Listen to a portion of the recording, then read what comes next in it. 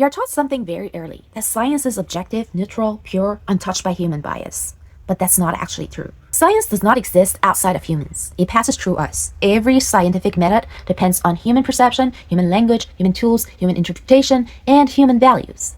There is no measurement without a measurer, no data without a frame, no observation without a nervous system doing the observing. And yet, we pretend the results are untouched by the observer. That's not science, that's mythology.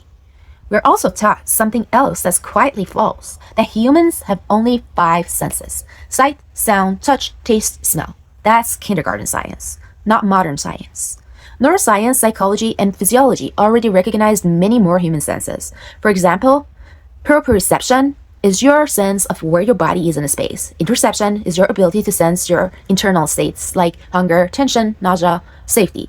Vestibular sense is balance and orientation. Temporal sense is how we experience time, stretching, or collapsing. Emotional perception is reading the tone and energy of threat or care in an environment. Relational attunement is sensing others' intentions, presence, or withdrawal. Our intuition is an accurate reading of all these subtle information that our human body gathers and reacts to, and to ignore it as unscientific is to ignore the existence of light when seeing a rainbow. Trauma research shows these senses can be heightened or suppressed depending on experience. So when someone says, "Oh, you're too emotional," that's just a feeling. Feelings are not real.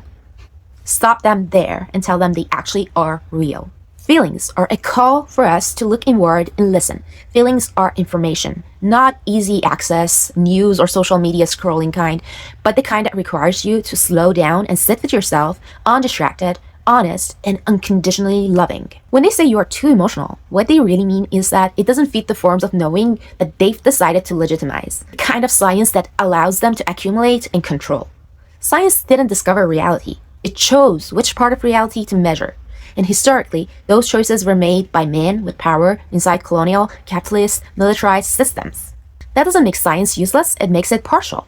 The danger isn't science, the danger is pretending science is the only way to know. When we dismiss intuition, embodiment, lived experience, and ancestral knowledge as unscientific, we don't become more rational. We become disconnected.